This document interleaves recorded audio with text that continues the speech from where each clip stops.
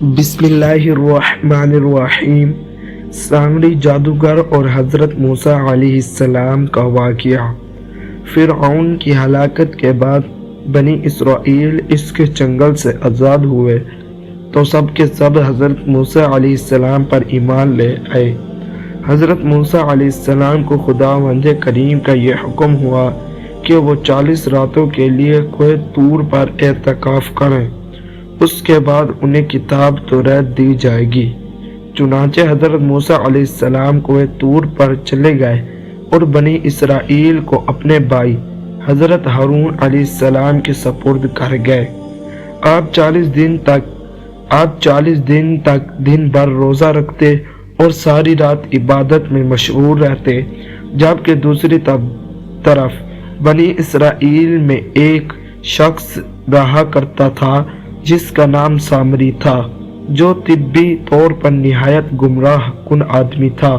اس کی ماں نے برادری میں رسوائی اور بدنامی کے ڈر سے اس کو پیدا ہوتے ہی پہاڑ کی ایک غار میں چھوڑ دیا تھا۔ حضرت جبرائیل علیہ السلام نے اللہ تبارک و تعالی کے حکم سے اس کو اپنی انگلی سے دودھ پلا کر پالا۔ یہی وجہ تھی کہ یہ حضرت جبرائیل علیہ السلام کو پہچانتا تھا۔ اس کا پورا نام موسیٰ سامری ہے اور حضرت موسیٰ علیہ السلام کا نام بھی موسیٰ ہے۔ موسیٰ سامری کو حضرت جبرائیل علیہ السلام نے پالا تھا اور حضرت موسیٰ علیہ السلام کی پرورش فرعون کے گھر ہوئی تھی، مگر خدا کی شان کے فرعون کے گھر میں پرورش پانے والے موسیٰ علیہ السلام خدا کے رسول ہوئے، اور موسیٰ سامری جو حضرت جبرائیل علیہ السلام کا پالا ہوا تھا وہ کافر ہوا۔ جن دنوں حضرت موسیٰ علیہ السلام کوہ طور پر اللہ کی عبادت میں مشغول تھے، وہیں سامری نے اپنی غیر موجودگی کو غنیمت جانا اور اس نے بنی اسرائیل کے سونے چاندی کے زیورات کو پگھلا کر اس سے ایک پچھرا بنایا۔ پھر حضرت جبرائیل علیہ السلام کے گھوڑے کے قدموں کی خاک جو اس کے پاس محفوظ تھی، اس نے وہ خاک بچھیر کے منہ میں ڈال دی تو وہ بچھڑا بولنے لگا۔ پھر سامری نے جمع عام میں یہ تقریر شروع کر دی کہ اے بنی اسرائیل، حضرت موسیٰ علیہ السلام خدا سے بات کرنے کے لیے کوہ طور پر تشریف لے گئے ہیں، لیکن خدا تو ہم لوگوں کے پاس آ گیا ہے، اور بچھڑے کی طرف اشارہ کر کے بولا کہ یہی خدا ہے۔ اس نے ایسے گمراہ کن تقریر کی کہ بنی اسرائیل کو بچھڑے کی خدا ہونے کا یقین آ گیا اور وہ بچھڑے کو پہنچنے لگے۔ بیان کیا جاتا ہے کہ اس وقت 12,000 آدمیوں کے سوا ساری قوم نے چاندی سونے کے بچھڑے کو بولتا دیکھ کر اس کو خدا مان لیا اور اس کے آگے سرو بسجود ہو کر اس بچھڑے کو پوجنے لگے۔ چنانچہ سورۃ الاعراف آیت نمبر 148 میں اللہ تعالی ارشاد فرمایا، اور موسیٰ کے پیچھے اس کی قوم نے اپنے زیورات سے ایک بے جان بچھڑے کو معبود بنا لیا جس کے گائیں جیسی آواز تھی۔ کیا انہوں نے یہ نہ دیکھا کہ وہ بچھڑا ان سے نہ کلام کرتا ہے اور نہ انہیں کوئی ہدایت دیتا ہے؟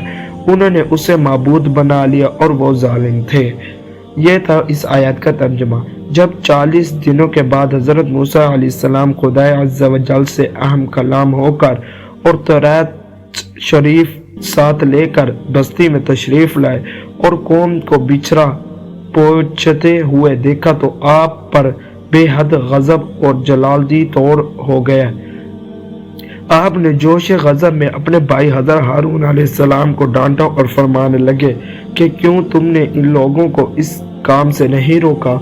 حضرت ہارون علیہ السلام معذرت کرنے لگا، جیسے کہ قرآن مجید میں سورۃ الاعراف آیت نمبر 150 میں یہ ہے، اے میری ماں، جاؤ، قوم نے مجھے کمزور سمجھا اور قریب تھا کہ مجھے مار ڈالیں، تو دشمنوں کو نہ ہنسا اور مجھے ظالموں میں نہ ملا۔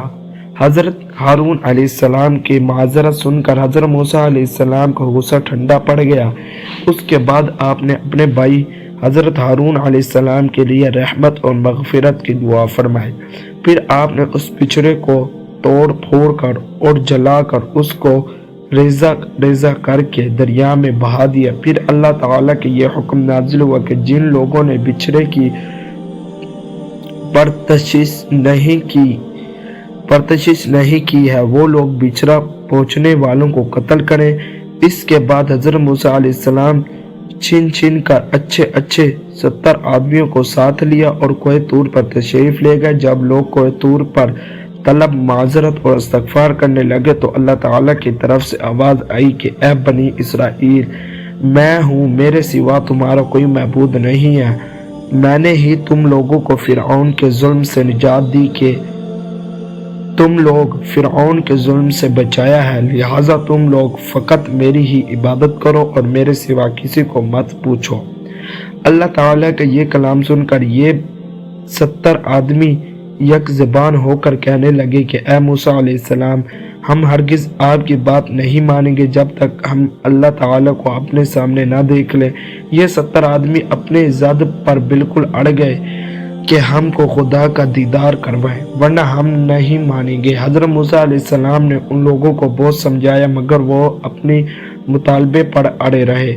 پھر اللہ تعالیٰ نے اپنے عذاب و جلال کا اظہار اس طرح فرمایا کہ اے فرشتہ آیا اور اس نے ایک ایسی خوفناک چیخ ماری کہ خوف و دہشت سے ان لوگوں کے دل پھٹ گئے اور یہ 70 آدمی مر گئے۔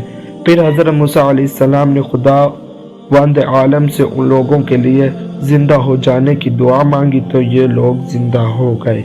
یہ تھا سامری جادوگر اور حضرت موسیٰ علیہ السلام کا واقعہ۔ ویڈیو اچھی لگی ہو تو چینل کو ضرور سبسکرائب کریں اور اپنی رائے کے اظہار کمنٹ بھی ضرور کیجیے گا۔ اللہ حافظ۔